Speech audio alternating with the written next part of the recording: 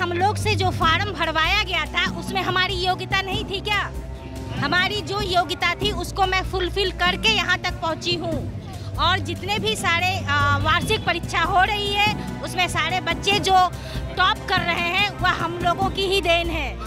अब आगे किरण जी, मंत्री या विधायक, हाँ जी, सदन से लेकर के सदन में जब चलेगा ना तो सारे मंत्री के आवास पर हम लोग घेर लेंगे। 50-50 मंत्री का ही आवास घेर बहाल कीजिए कमीशन से, उसमें कोई आपत्ति नहीं। लेकिन जो हमारे अभी 4 लाख टीचर हैं उनको भी आप राजकर्मी का दर्जा दें, वेतनमान दें, राजकर्मी की सुविधा दें, ये हमारी मांग है। नमस्कार, आप देख रहे हैं बिहार इन शॉर्ट्स। मैं हूँ आपके साथ रोहित सक्तो मौजूद हैं गर्दनी बाग धरना स्थल पर। आप मेरे पीछे ये जो भीड़ देख रहे हैं बिहार माध्यमिक शिक्षक संघ के लोग हैं, जो कि शिक्षकों के लिए जो नई नियमावली लाई गई है सरकार के द्वारा, उस नियमावली के विरोध में आज ये लोग धरना प्रदर्शन पर बैठे हुए हैं। क्यों बैठे हुए ये बताइए।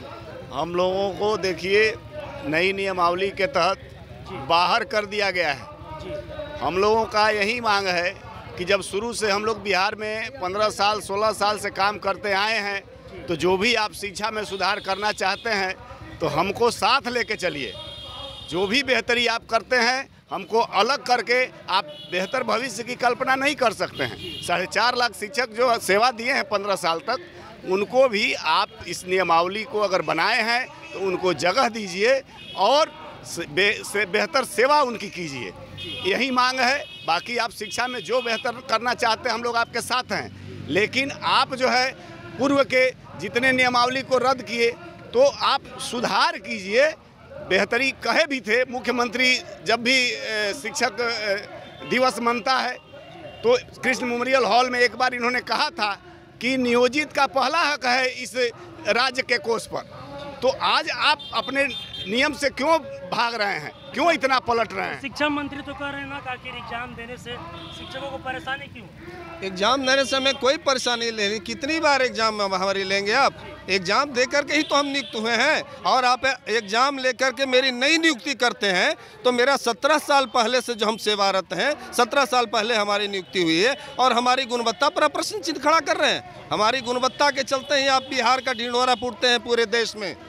मुख्यमंत्री जी और शिक्षा मंत्री जी, आप ढिंढोरा पीटते हैं रिजल्ट प्रकाशित कर, हमारा ही देन है। हमारी दक्षता और योग्यता का परिणाम है कि आप प्रतिशत की ढिंढोरा पीटते हैं। कि शिक्षक इस नियमावली का विरोध कर रहे हैं, आगे की रणनीति क्या होगी अगर सरकार हम लोग की बातें नहीं सुनती है? सरकार निश्चित रूप से हमारी बात अगर नहीं सुनती है तो हमारा और जोरदार ढंग से प्रदर्शन होगा। हम मानने को तैयार नहीं हैं। हमारे उनके तुगलकी फरमान जो निदेशक जारी करते हैं कि हम आप पर कानूनी कार्रवाई करेंगे, ये मौलिक अधिकार का हनन नहीं है क्या? संवैधानिक अनुच्छेद 19 में जो मौलिक अधिकार हमें दिया गया अभिव्यक्ति की स्वतंत्रता, क्या उसको हनन करेंगे? हम उनको न्यायालय तक घसीटेंगे, न्यायालय तक घसीटेंगे और हमारा कार्यक्रम जारी रहेगा, प्रदर्शन जारी रहेगा। चलिए देखिए, कुछ और भी लोग हम उन लोग से बातें करें। आप बताइए क्यों आप लोग आज धरने पर बैठी हैं?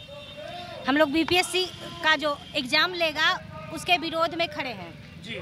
बीपीएससी के एग्जाम के विरोध में शिक्षा मंत्री का तो कहना है कि अब एग्जाम देंगे तो स्कूलों में गुणवत्तापूर्ण शिक्षा आएंगे। तो क्या हम लोग से जो फार्म भरवाया गया था उसमें हमारी योग्यता नहीं थी क्या? हमारी जो योग्यता थी उसको मैं फुलफिल करके यहाँ तक पहुँची हूँ। और जितने भी सारे वार्षिक परीक्षा हो रही है उसमें सारे बच्चे जो टॉप कर रहे हैं वह हम लोगों की ही देन है। अब आगे किरण, देखिए, हम लोग बिल्कुल शांतिपूर्ण सत्याग्रह का तरीका अपनाकर अभी इस अध्यापक नियमावली के रूप में जो काला कानून लाया गया है उसका विरोध कर रहे हैं। सरकार से हम कोई गैर संवैधानिक मांग नहीं कर रहे हैं। शिक्षकों को उसने ही बहाल किया है और एक बार नहीं 6 चरणों में बहाल किया है। समय समय पर उन्होंने जो अर्हता बनाई, चाहे वो दक्षता परीक्षा हो चाहे पात्रता परीक्षा, इन सारे कहीं ना कहीं आप लोगों को परेशान किया जा रहा है। परेशान किया। आप बताइए सर, अगर सरकार आप लोग की बातें नहीं सुनती है तो आप लोग क्या कीजिएगा? नहीं सुनती है तो अगला चरण हम लोग का है, अभी तो सड़क पर है ना। जी। अगला चरण है कि इनको घेरेंगे मंत्री या विधायक। हाँ जी, सदन से लेकर के सदन में जब चलेगा ना तो सारे मंत्री के आवास पर हम लोग घेर लेंगे। 50-50 मंत्री का ही आवास घेर लेंगे। जी हाँ, मंत्री के आवास पर घेर लेंगे, उनका गेट से निकलने नहीं देंगे। सरकार तो कह रहा है ना कि इस नई नियमावली सब गुणवत्तापूर्ण शिक्षक नहीं, देखिए पूर्व में भी शिक्षकों को लिया गया है।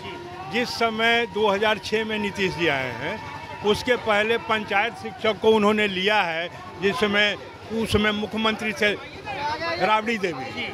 उस समय जो पंचायत में 1500 रुपये पर बहाल होते थे, जब ये आए तो इन्होंने लिया कि नहीं लिया, नियोजित में उसको कन्वर्ट किया कि नहीं किया।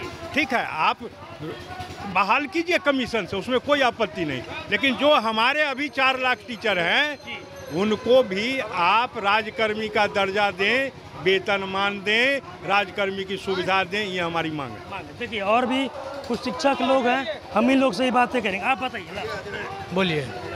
किन मांगों को लेकर आप लोग? हाँ, हम लोग का मांग है कि बिना शर्त जो है राजकर्मी का नियोजित, जब भी हम लोग को नियोजित किया गया है जिस तिथि से, उसी तिथि से राजकर्मी का दर्जा दिया जाए।